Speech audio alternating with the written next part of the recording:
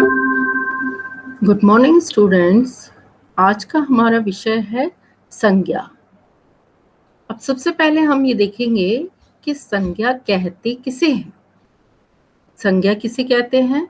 संज्ञा शब्द सम प्लस ज्ञा के योग से बना है, जिसका शाब्दिक अर्थ है सम्यक या संपूर्ण ज्ञान कराने वाला, जबकि संज्ञा शब्द या शाब्दिक अर्थ है नाम। परिभाषा: संज्ञा सम प्लस ज्ञा। सम प्लस ज्ञा यानी कि सम्यक और ज्ञान यानी संपूर्ण ज्ञान कराने वाला या संज्ञा नाम के उससे जाना जाता है। अब संज्ञा की परिभाषा देखेंगे। साधारण शब्दों में नाम को ही संज्ञा कहते हैं। जैसे राम ने आगरा में ताजमहल की सुंदरता देखी।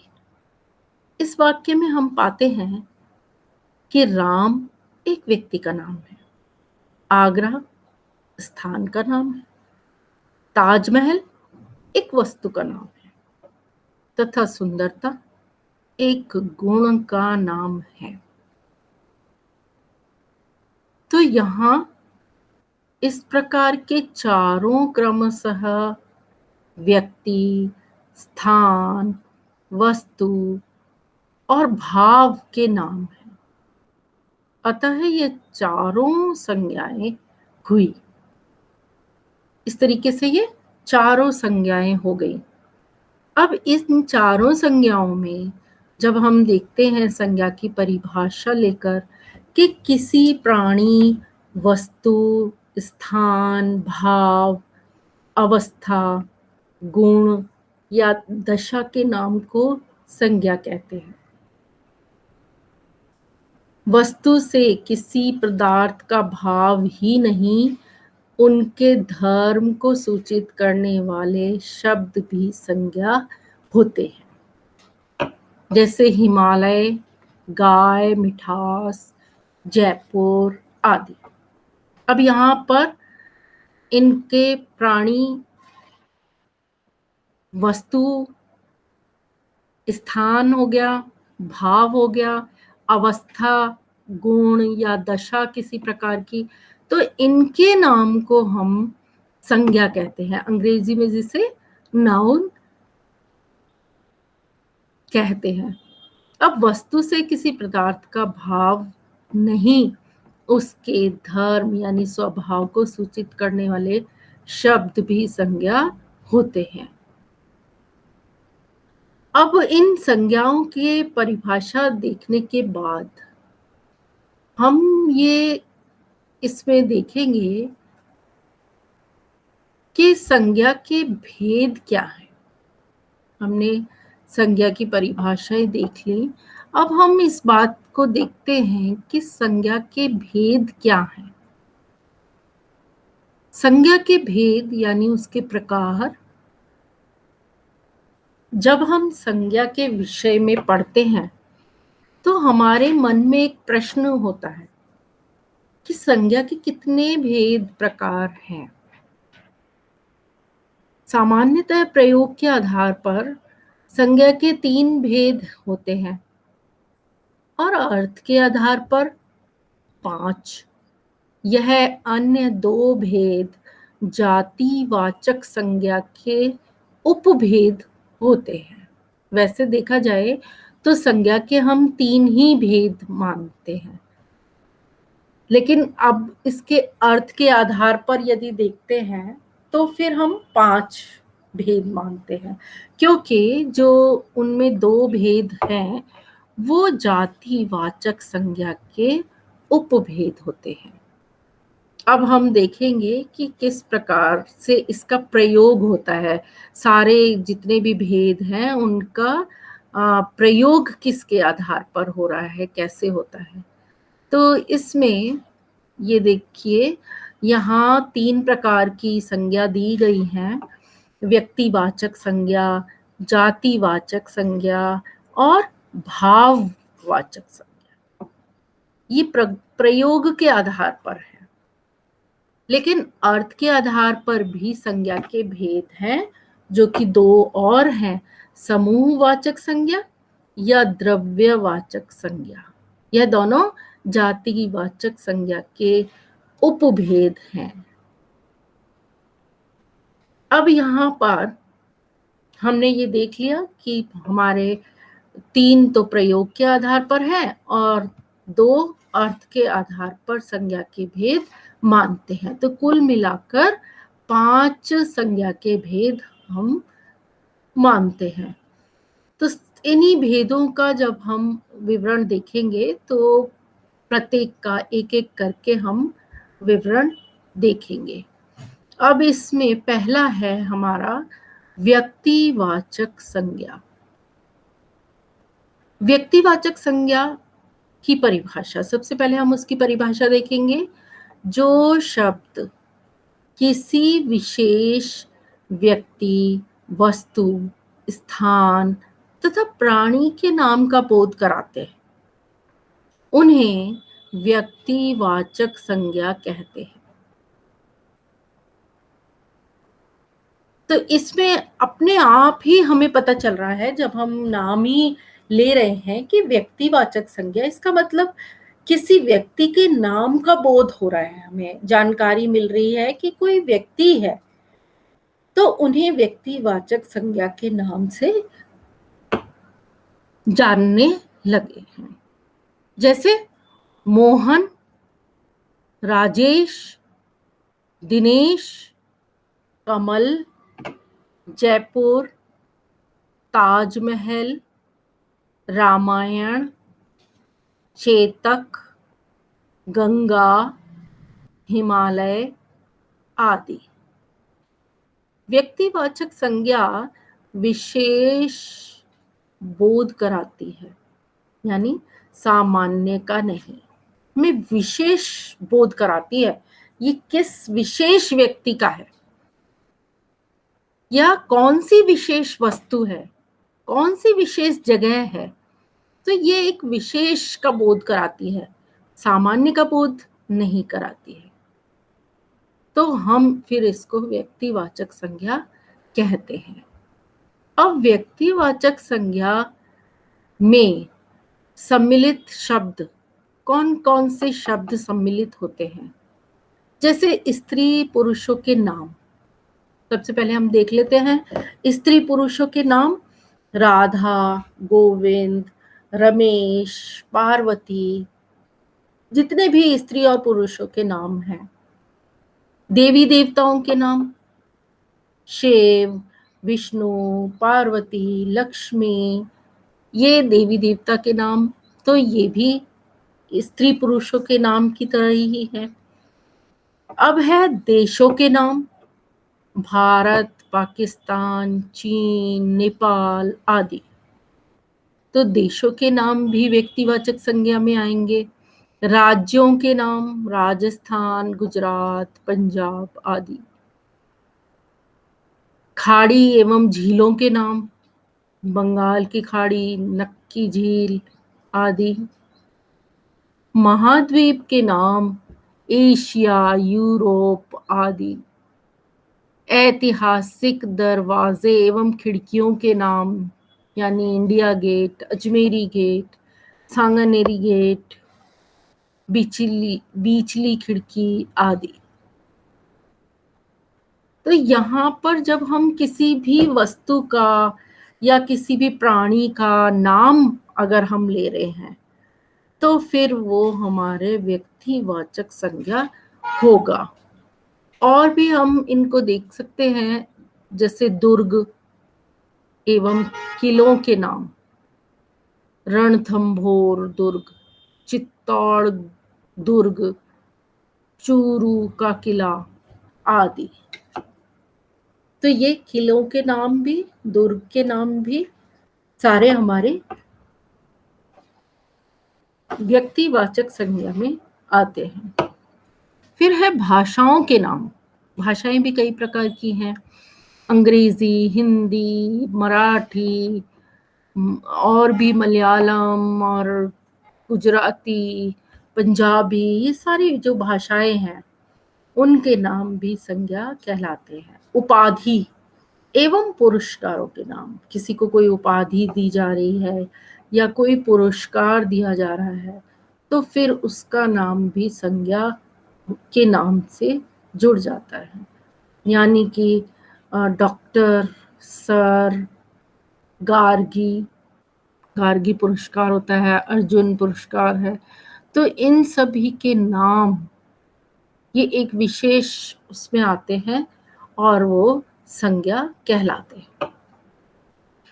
अब सरकारी योजनाओं के नाम, जितनी भी सरकारी योजनाएं हैं उनके नाम भी संज्ञा में, जन धन योजना आदि। खेलों के नाम, बहुत सारे खेल हैं जिनके नाम, क्रिकेट है, हॉकी है, फुटबॉल है इत्यादि। जिले, तहसील, गांव के नाम, जयपुर है, टोंक है, मालपुरा है। जगह कोई भी हो, जिला कोई भी हो, गांव का नाम कोई भी हो, ये सारा संज्ञा कहलाएगा। पठार एवं मैदानों के नाम, हाड़ौती का पठार, छप्पन का मैदान। तो इस तरीके से पठार और मैदान भी सम्मिलित हुआ है। अब पूर्व, पश्चिम, उत्तर, दक्षिण आदि। पूर्व, पश्चिम, उत्तर, दक्षिण, तो तभी हम दिशाओं के नाम को सम्मिलित कर रहे हैं। नदियों के नाम, गंगा, यमुना, चंबल आदि। पहाड़ों के नाम, अरावली, हिमालय आदि। समाचार पत्रों के नाम, दैनिक समाचार पत्र, दैनिक भास्कर, पत्रिका आदि। चौकों के नाम, चांदनी चौक आदि। त्योहारों के नाम, त्योहारों के नाम भी हम इनमें सम्मिलित करते हैं, दीपावली, होली इत्यादि। ऐतिहासिक युद्धों के नाम, बक्सर का युद्ध, हल्दी घाटी का युद्ध। ये जो सारे नाम हैं वो हमारे व्यक्तिवाचक संज्ञा में आते हैं। अब व्यक्तिवाचक संज्ञा के कुछ उदाहरण भी हमारे सामने हैं। राम स्कूल जाता है, सीमा खेल रही है, रामू पढ़ रहा है और गोविंद जा रहा है। गोविंद जा रहा है, श्याम ने खाना खा लिया है। तो फिर ये व्यक्तिवाचक संज्ञा के उदाहरण है। अब व्यक्तिवाचक संज्ञा के उदाहरणों के बाद हमें व्यक्तिवाचक संज्ञा पूरी तरीके से समझ में आ गया है। अब इस संज्ञा के बाद हमारे सामने आती है जातिवाचक संज्ञा। जातिवाचक संज्ञा की परिभाषा सबसे पहले हम देखेंगे कि जिन संज्ञा शब्दों से किसी जाति, वर्ग के संपूर्ण प्राणियों, वस्तुओं, स्थानों आदि का बोध होता है उसे जातिवाचक संज्ञा कहते हैं। प्राय जातिवाचक संज्ञा में वस्तुओं, पशु पक्षियों, फल फूलों, धातुओं, व्यवसाय संबंधी व्यक्तियों, नगर, शहर, गांव, परिवार, भीड़ जैसे बहुवाची जो शब्द हैं उनके नाम आते हैं। तो यहाँ हम इनको जातिवाचक संज्ञा कहते हैं, क्योंकि इनसे किसी भी वस्तु की, व्यक्ति की जाति का पता चलता है। अब हम जातिवाचक संज्ञा की परिभाषा के बाद जातिवाचक संज्ञा के सम्मिलित जो शब्द हैं उन्हें देखेंगे। पशु पक्षियों के नाम, तोता, चिड़िया, कबूतर आदि। पेड़ों एवं फलों के नाम, आम, पपीता, केला, पीपल आदि। दैनिक वस्तु, उपयोगी वस्तुएं, कुर्सी, घड़ी, कलम आदि। प्राकृतिक आपदाओं के नाम, प्राकृतिक आपदाएं जैसे आंधी, तूफान, बारिश। बहुत सी ऐसी प्राकृतिक तूफान आपदाएं भी हैं जिनके नामों को हम संज्ञा के नाम से जानते हैं। शरीर के अंगों के नाम, बहुत से अंग ऐसे हैं जो कि अभी काम नहीं आ रहे और हम उन्हें दिखा रहे हैं। तो दैनिक जीवन की जो वस्तुएं हैं जैसे कुर्सी है, घड़ी है, कलम है आदि, तो ये हमारे दैनिक जीवन की वस्तुएं हो गई। अब हम शरीर के अंगों को लें तो नाक है, कान है, ये भी हमारे संज्ञा कहलाते हैं।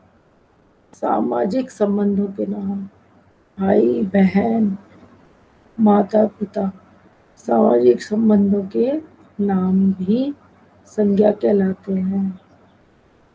फिर इसके बाद आता है पदों के नाम। पद में सभी जितने भी पद हैं वो हमारी जातिवाचक संज्ञा कहलाएंगे। मंत्री, प्रोफेसर आदि। संपूर्ण वर्ग या जाति का नाम, एक नगर है जैसे देश है, पहाड़ है आदि। तो ये संपूर्ण जाति एक मिलके संज्ञा बना रही है, तो ये जातिवाचक संज्ञा कहलाएगी। अब इसी में जातिवाचक संज्ञा में विशेष तौर पर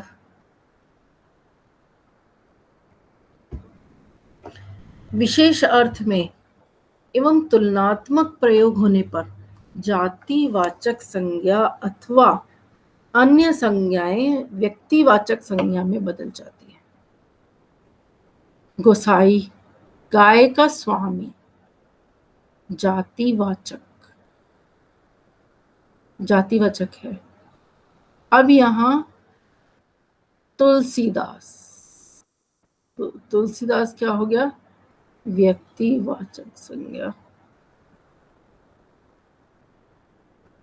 तो यह भी हमें विशेष में ध्यान रखना पड़ेगा कि गायों का स्वामी जातिवाचक गोसाई और तुलसी का व्यक्तिवाचक, तुलसी है व्यक्तिवाचक संज्ञा। देखते हैं बहुब्रीहि समाज के उदाहरण। बहुब्रीहि समास के उदाहरण व्यक्तिवाचक संज्ञा है। जैसे गाय जातिवाचक संज्ञा, गोरा गाय व्यक्तिवाचक संज्ञा।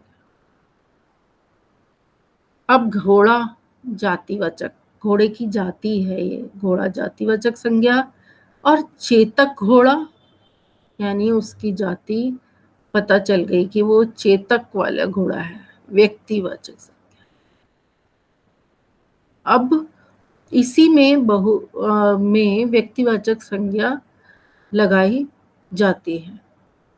अब इस व्यक्तिवाचक संज्ञा के आधार पर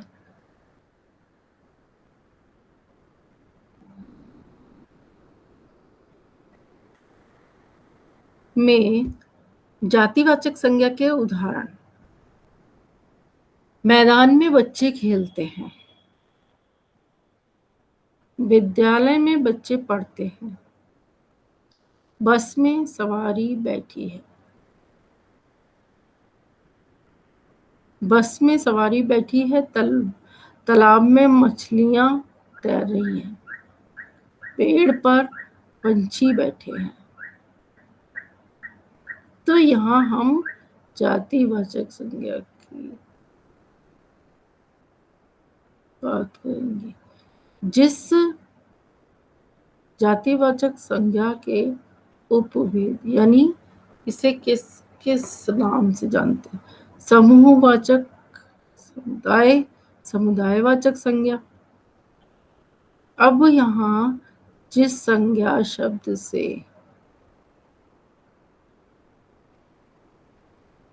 समुदायवाचक संज्ञा की परिभाषा देखेंगे। जिस संज्ञा शब्द से किसी झुंड, समूह या समुदाय का बोध हो उसे समूहवाचक या समुदायवाचक संज्ञा कहते हैं।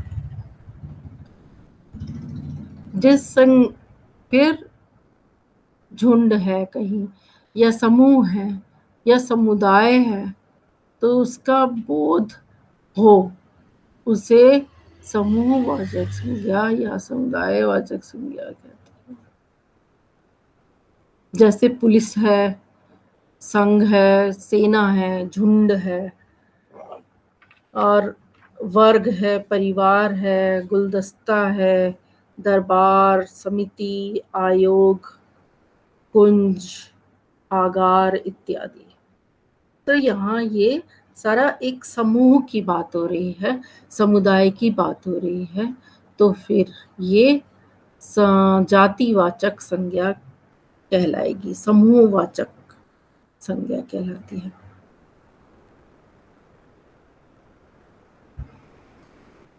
अब इसमें समूहवाचक संज्ञा के उदाहरण भी हैं। समूहवाचक संज्ञा के उदाहरणों में जैसे प्राणियों का समूह हो गया, सभा है, दल है, गिरोह है, झुंड हो गया, परिवार आदि। तो इन्हें हम समूह के नाम से जाने। परिवार, पूरा परिवार मिलकर रह रहा है। खंड, इसमें फिर झुंड है, गिरोह है, क्योंकि इसमें एक से अधिक, दो से अधिक लोग हैं। तो ये समूहवाचक संज्ञा का एक उदाहरण हो गया। अब पदार्थ का समूह, निर्जीव ढेर, गुच्छा, गट्ठर आदि, जितने भी पदार्थ हैं उनके समूह यदि बनाए जाए तो यहाँ समूहवाचक संज्ञा में उदाहरण के रूप में काम लिए जाएंगे। बहुत से छात्र गांव से हैं। बहुत से छात्र गांव से हैं। भारतीय सेना विश्व की सर्वश्रेष्ठ सेना है। जंगल में मोर का एक झुंड है। तो ये हमारा झुंड है, इसका मतलब ये समूहवाचक संज्ञा कहलाएगा। अब हमारा इतने उदाहरण और उसके बाद इन समूहवाचक संज्ञाओं के उदाहरण हमने देखे।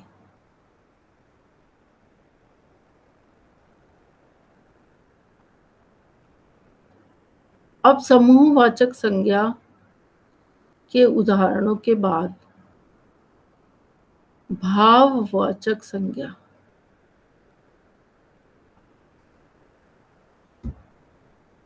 भाववाचक संज्ञा की परिभाषा, जिस संज्ञा शब्द से प्राणियों व वस्तुओं के गुण, जिस संज्ञा शब्द से प्राणियों या वस्तुओं के गुण, धर्म, दशा, कार्य, मनोभाव आदि का बोध हो उसे भाववाचक संज्ञा कहते हैं। Abstract noun in Hindi. तो भाववाचक संज्ञा कहा जाएगा जिसमें प्राणियों के, वस्तुओं के से गुण उसके धर्म, दशा, कार्य, मनोभाव आदि का बोध हो। तो प्राय गुण, दोष, अवस्था, व्यापार, अमूर्त भाव तथा भाववाचक संज्ञा के अंतर्गत होते हैं। अब इनको देखते हुए हमें यह जानना जरूरी है कि भाववाचक संज्ञा किस तरीके की है। उसमें गुण भी आ रहे हैं, धर्म है, दशा है, कार्य है, मनोभाव है। तो इसे हम भाववाचक संज्ञा कहेंगे।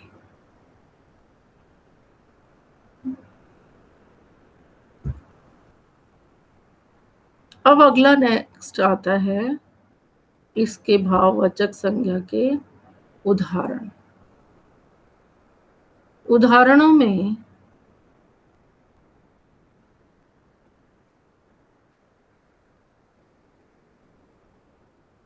ज्यादा खाने से आलस आता है, ज्यादा दौड़ने से थक जाते, कम सिर सोने से सिर दर्द करता है।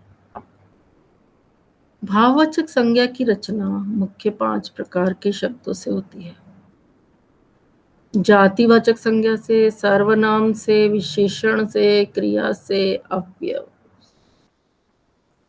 अगर कोई हम इन वाक्यों में देखेंगे, कम सोने से क्या हो रहा है, सिर दर्द हो रहा है। ज्यादा दौड़ने से क्या हो रहा है, थकान होती जा रही है।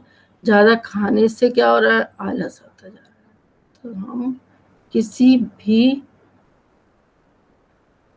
प्रकार से देखें तो भाववाचक संज्ञा जातिवाचक, सर्वनाम, विशेषण, क्रिया, अवयव आदि नामों से जानी जाती है।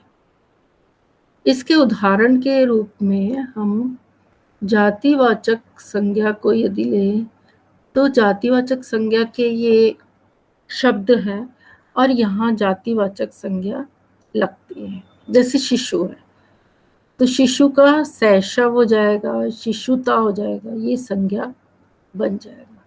विद्वान है, विद्वता, तो ये जातिवाचक है। पुरुष, पुरुषत्व, जाति। मित्र, मित्रता। सती, सतित्व। लड़का, लड़कपन। बच्चा, बचपन। इंसान, इंसानियत। दानव, दानवता। बूढ़ा, बुढ़ापा।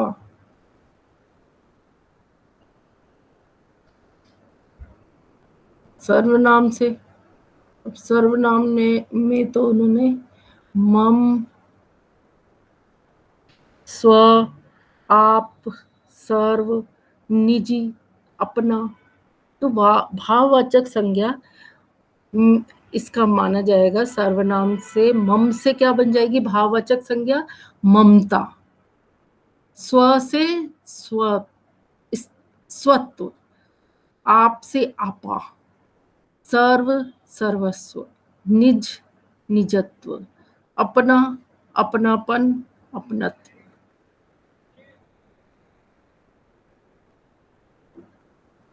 फिर उसके बाद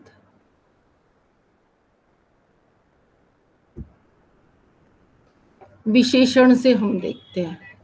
विशेषण से, विशेषण का भाववाचक संज्ञा में बदलने से क्या होगा, कठोर। कठोर का क्या होगा, कठोरता। विधवा, वैधव्य। चालाक, चालाकी। शिष्ट, शिष्टता। नम्र, नम्रता। मोटा, मोटापा। मीठा, मिठास। सरलता, सरल, सरलता। चिकनाई, चतुर, चतुरता। सरल, सरलता। और सहायक यानी सहायता। तो इस तरीके से विशेषण जब दिए हुए रहते हैं तो हमें उसका भाववाचक संज्ञा बनाने में इस तरीके से कठोरता, वैधव्य, चालाकी, शिष्टता, नम्रता, मोटापा, मिठास, सरलता, खाई, सहायता। अब ये विशेषण से हमने उदाहरण देखे। विशेषण के बाद क्रिया। क्रिया से भाववाचक संज्ञा किस तरीके से बनेगी? क्रिया कर रहे हैं हम। क्रिया सुनना, सुन रहे हैं तो भाव आ गया सुनवाई। गिरना, गिरावट। चलना, चाल। कमाना, कमाई। बैठना, बैठक। पहचानना, बैठना का बैठक। पहचानना, बैठना, बैठक, पहचानना, पहचान। खेलना, खेल। जीना, जीवन। चमकना, चमक। लिखना, लिखावट। तो इस तरीके से जो क्रिया के शब्द हैं उनसे हम भाववाचक संज्ञा बना लेते हैं। अब क्रिया के बाद आता है अव्यय से। अव्यय से किस तरीके से भाववाचक संज्ञा बनती है? दूर, दूरी। ऊपर, ऊपरी। धिक, धिक्कार।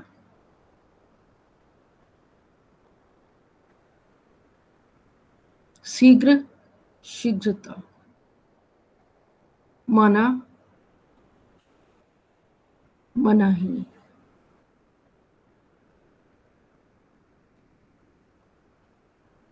मनाही, मना का मनाही। निकट, निकटता। नीचे, निचाई। समीप, सामीप्य। तो इस तरीके से जो अव्यय शब्द है उन्हीं का भाववाचक संज्ञा बनाकर हम प्रयोग कर सकते हैं।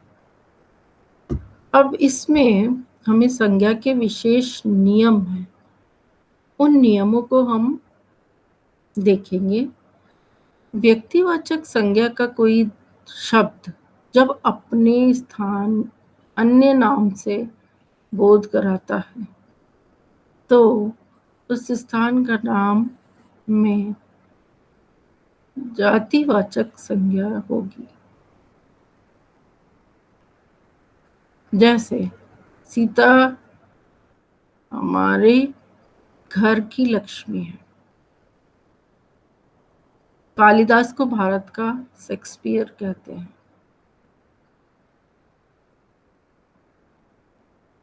सीता हमारे घर की लक्ष्मी है।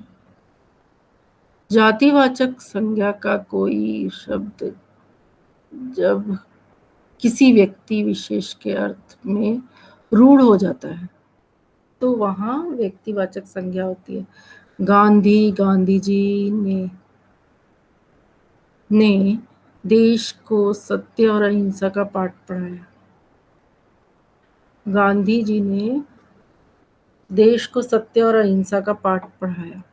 मोदी, मोदी जी एक मितव्ययी व्ययी प्रशासक है।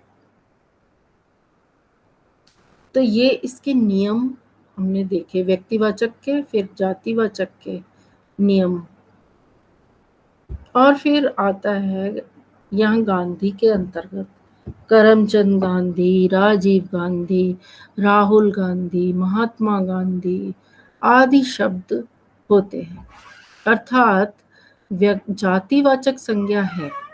इसी प्रकार मोदी के अंतर्गत ललित मोदी, नीरव मोदी, नरेंद्र मोदी, दामोदर दास मोदी आदि नाम आते हैं।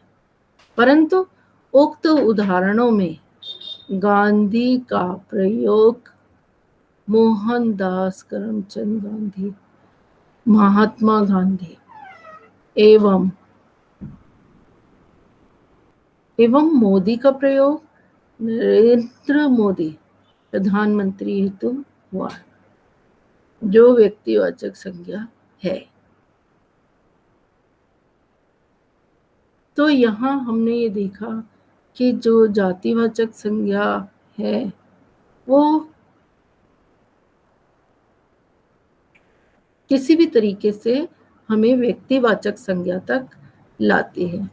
अब इसमें व्यक्तिवाचक संज्ञा के बाद हम भाववाचक संज्ञा और विशेषण हमेशा एक वचन में प्रयुक्त किए जाते हैं।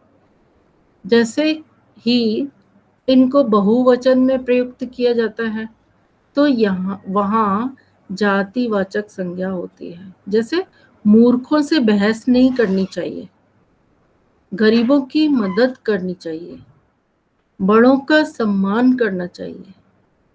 तो ये एक तरह से भाववाचक संज्ञा और विशेषण हमेशा एक वचन में प्रयुक्त किए जाते हैं। जैसे ही इनको बहुवचन में प्रयुक्त किया जाता है तो वहाँ जातिवाचक संज्ञा होती है। एक वचन में अगर प्रयुक्त हो रहा है तो भाववाचक और विशेषण एक वचन में प्रयुक्त किए जाएंगे, और जैसे ही वो बहुवचन में आएंगे तो फिर वो जातिवाचक संज्ञा कहलाएगी। ये हमारा भाववाचक संज्ञा का उदाहरण था। अब यहाँ व्यक्तिवाचक संज्ञा का विशेष तौर पे हम देखें तो व्यक्तिवाचक संज्ञा में का प्रयोग हमेशा एक वचन में किया जाता है। एक वचन में किया जाता है, अर्थात ऐसे एक वचन में किया जाता है जिसका बहुवचन न बनाया जा सके।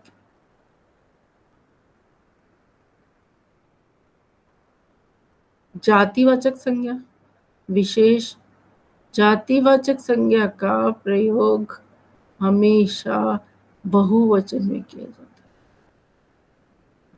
बहुवचन में किया जाता है, अर्थात ऐसे एक वचन में किया जाता है जिसका बहुवचन बनाया जा सके। तो यहाँ हमने दोनों चीजों पर ध्यान दिया कि जातिवाचक संज्ञा विशेष तौर पर एक वचन में प्रयोग किया जाता है और जिसका बहुवचन न बनाया जाए, उसमें बहुवचन बनाया ही नहीं जा सकता। और यहाँ जब जातिवाचक की बात होती है तो जातिवाचक संज्ञा का प्रयोग हमेशा ही बहुवचन में किया जाता है, अर्थात ऐसे एक वचन में किया जाता है जिसका बहुवचन बनाया जा सके। अब यहाँ हम संज्ञा की पहचान के विषय में विशेष नियम कौन कौन से हैं। व्यक्तिवाचक संज्ञा का कोई शब्द जब अपने साथ अन्य नाम का बोध कराता है तो उस अन्य नाम में जातिवाचक संज्ञा होती है।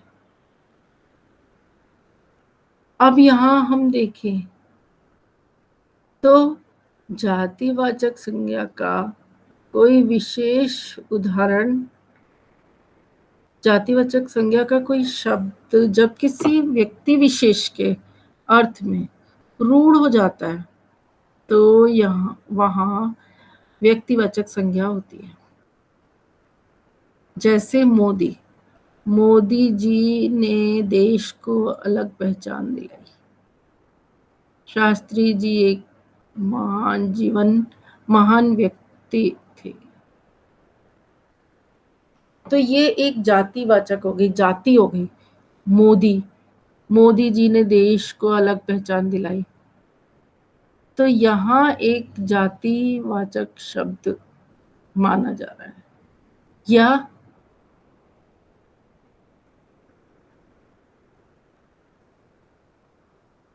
इस तरीके से जो जाति है वो हमारे एक समूह के रूप में देखी जाती है। भाववाचक संज्ञा का प्रयोग हमेशा ही एक वचन में किया जाता है। बहुवचन में प्रयोग होते ही भाववाचक संज्ञा जातिवाचक संज्ञा का रूप धारण कर लेती है। इसमें हम ये देखते हैं कि भाववाचक संज्ञा जो है वो कहीं ना कहीं हमें उसके भाव से अवगत कराती है कि क्या भाव इसमें दिखाई दे रहा है। तो उसी भाववाचक संज्ञा का प्रयोग हमेशा ही एक वचन में किया जाता है। बहुवचन में प्रयोग होते ही भाववाचक संज्ञा क्या हो जाती है? जातिवाचक संज्ञा हो जाती है। भाववाचक संज्ञा का प्रयोग किस हमेशा एक वचन में किया जाता है। बहुवचन में प्रयोग होते ही भाववाचक संज्ञा जातिवाचक संज्ञा का रूप धारण कर लेती है। इसको देखने के लिए इस चार्ट के माध्यम से हम इसको देखेंगे। हम सबकी प्रार्थनाएं बेकार नहीं जाएंगी। प्रार्थनाएं क्या है? प्रार्थनाएं हैं जातिवाचक। अब तो नजदीकियां भी दूरियां बन गई। तो दोनों क्या है? जातिवाचक है। जातिवाचक हमेशा किस में आते हैं? बहुवचन में आते हैं। अब यहाँ हम जातिवाचक के इसमें यदि किसी विशेषण को बहुवचन में प्रयोग कर दिया जाता है तो वहाँ जातिवाचक संज्ञा होती है। यदि किसी विशेषण को बहुवचन में प्रयोग कर दिया जाता है तो वहाँ जातिवाचक संज्ञा होती है। और किसी विशेष में व्यक्तिवाचक संज्ञा से भाववाचक संज्ञा का निर्माण नहीं किया जाता, बल्कि वह विशेषण होता है। अभी इसमें हमने इन सभी विशेषणों के विषय में जानकारी प्राप्त की और संज्ञा के पहचान के कई नियम भी हमने बताए। तो इसमें जब हम व्यक्तिवाचक के नियम की बात करते हैं तो व्यक्तिवाचक संज्ञा का कोई शब्द जब अपने साथ अन्य नामक नाम का बोध कराता है, व्यक्तिवाचक संज्ञा है लेकिन उसका कोई शब्द जब अपने साथ अन्य नाम का बोध कराता है तो उस नाम में जातिवाचक संज्ञा होती है। और इसी उससे जातिवाचक संज्ञा का कोई शब्द जब किसी व्यक्ति विशेष के अर्थ में रूढ़ हो जाता है तो वहाँ व्यक्तिवाचक संज्ञा होती है। दूसरे उसमें मोदी जैसे, तो यानी मोदी तो और भी है, समूह है पूरा। तो मोदी जी ने देश को अलग पाया, तो ये केवल हमारा वहाँ एक ग्रुप, एक समूह के तौर पर हमें इसकी जांच होती है, तभी ये जातिवाचक संज्ञा कहलाती है। अब भाववाचक संज्ञा की बात करें तो भाववाचक प्रयोग हमेशा एक वचन में ही किया जाता है। बहुवचन में प्रयोग होते ही भाववाचक संज्ञा क्या बन जाती है?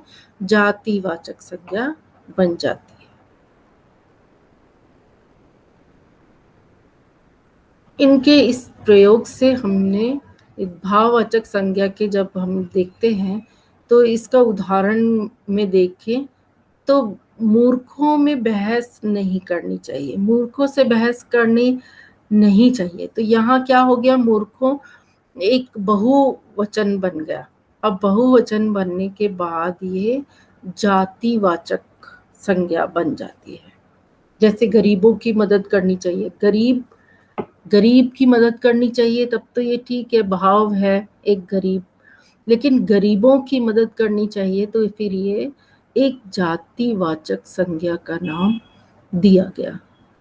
बड़ों का सम्मान करना चाहिए। तो यहाँ बड़ों में इसका मतलब बहुत सारा एक समूह है, एक दल है जिसकी बात हो रही है, तो फिर उसका सम्मान करना चाहिए। तो यहाँ फिर जातिवाचक संज्ञा का नाम हो गया। अब ये भाववाचक के बाद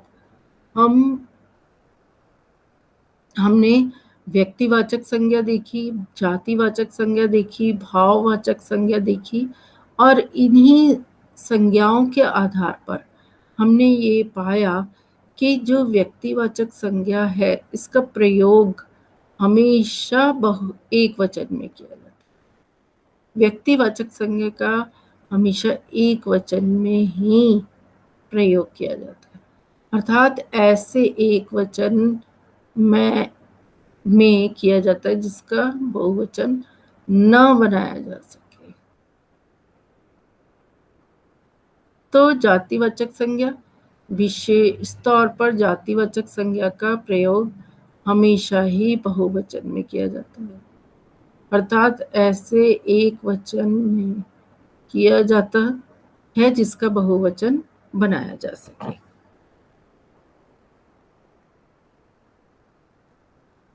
अब यहाँ ये जो संज्ञा है इस विषय का यहीं समाप्त होता है। इसमें हमने विस्तार पूर्वक अध्ययन किया उसके प्रकारों के भेद के बारे में, या उसके अर्थ के अनुसार जो भेद है उसके बारे में हमने इसका विस्तार से अध्ययन किया। कई प्रकार की संज्ञाएं इसमें हम देखी, उसके उदाहरण हमने देखे, और उसके बाद फिर हमारा अब इस विषय का समाप्त होता है। इस विषय के अंत में हम इसके बहुत सारे हमने यहाँ महत्वपूर्ण लिंक दिए हुए हैं। इन लिंक से आप संज्ञा के विषय में और अधिक जानकारी प्राप्त कर सकते हैं। अब इन लिंक्स के बाद महत्वपूर्ण बहुविकल्पीय प्रश्न दिए जा रहे हैं, और उन प्रश्नों में पहला प्रश्न है, निम्नलिखित में से किस विकल्प में जातिवाचक संज्ञा नहीं? किस कौन सा ऐसा विकल्प है जो कि जातिवाचक संज्ञा नहीं माना जा रहा है? लोहा, लड़की, शैशव, पुस्तक। इसमें सही उत्तर है लोहा। लोहा शब्द जो है वो जातिवाचक संज्ञा नहीं है। निम्नलिखित में से किस विकल्प में सभी शब्द भाववाचक संज्ञाएं हैं? सब शब्द भाववाचक है। मिलाप, स्वत्व, सेवा, अपनापन, बुढ़ापा, वृक्ष, उदासी, शेर, चालाकी, यौवन, अपना, बुनना। इसमें जो सबसे पहला वाला विकल्प है मिलाप और सेवा, ये हमारा भाववाचक संज्ञाएं हैं। अगला प्रश्न आता है कुंज। कुंज में कौन सी संज्ञा है? जातिवाचक, द्रव्यवाचक, व्यक्तिवाचक, समूहवाचक। इसका सही उत्तर है समूहवाचक। कुंज सही समूहवाचक संज्ञा है। निम्नलिखित में से किस विकल्प में जातिवाचक संज्ञा नहीं है? कौन सा जातिवाचक संज्ञा नहीं है? पंखा, पर्वत, हिमालय, गाय। इसमें जातिवाचक संज्ञा नहीं है, यानी कि सही उत्तर है हिमालय। हिमालय जो शब्द है उसमें जातिवाचक संज्ञा नहीं है।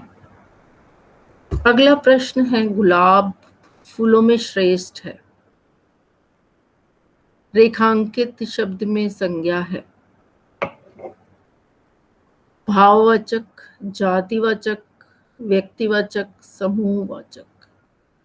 यानी कि समूह नहीं, जातिवाचक। जातिवाचक संज्ञा है। गुलाब फूलों में श्रेष्ठ है, यानी उसकी जाति हम बताकर हमने उसे श्रेष्ठ माना है, तो ये जातिवाचक संज्ञा है। आजकल शहर में रावण पैदा हो रहे हैं। रेखांकित शब्द में संज्ञा है। जातिवाचक संज्ञा, व्यक्तिवाचक संज्ञा, भाववाचक संज्ञा। इसमें या उपरोक्त में से कोई नहीं। जातिवाचक, भाववाचक, व्यक्तिवाचक या उपरोक्त में से कोई नहीं। इसका सही उत्तर है जातिवाचक। जातिवाचक इसका सही उत्तर है। अगला प्रश्न है, हरियाली। हरियाली शब्द में संज्ञा है। समूहवाचक, जातिवाचक, व्यक्तिवाचक या भाववाचक। तो यहाँ हम ये देखते हैं कि जो हरियाली शब्द है उसमें हमें हरियाली में जातिवाचक या भाववाचक, भाव, हरियाली यानी भाववाचक शब्द में संज्ञा है। अब है घी। घी शब्द में कौन सी संज्ञा है? व्यक्तिवाचक संज्ञा, भाववाचक संज्ञा, द्रव्यवाचक संज्ञा, समूहवाचक संज्ञा। इसका जो सही उत्तर है वो है द्रव्यवाचक संज्ञा। द्रव्यवाचक संज्ञा ही घी जो है वो द्रव्यवाचक संज्ञा कहलाता है। अब अगला प्रश्न है, निम्नलिखित में से किस विकल्प में भाववाचक संज्ञा नहीं है? खटास में है, यौवन, ठगी, ऐरावत। इसका सही उत्तर है ऐरावत। इसमें कोई भाववाचक संज्ञा नहीं है। एक प्रश्न और है, अंतिम प्रश्न। कोयला शब्द में संज्ञा है। कोयला जातिवाचक संज्ञा, भाववाचक संज्ञा, व्यक्तिवाचक संज्ञा, द्रव्यवाचक संज्ञा। इसका मतलब द्रव्यवाचक संज्ञा। इसका सही उत्तर है द्रव्यवाचक संज्ञा। नहीं, सॉरी, कोयला शब्द में संज्ञा है जातिवाचक। जातिवाचक इसका सही उत्तर है, क्योंकि ये कोयला है। कोयला एक जाति है जो कि जातिवाचक संज्ञा से जोड़ती है, तो इसलिए इसका सही उत्तर होगा जातिवाचक संज्ञा। अब यहाँ हमारा ये विषय यहीं समाप्त होता है, जो कि संज्ञा विषय से संबंधित था। अगला विषय हम अगली कक्षा में पढ़ेंगे। तब तक के लिए धन्यवाद। Thank you.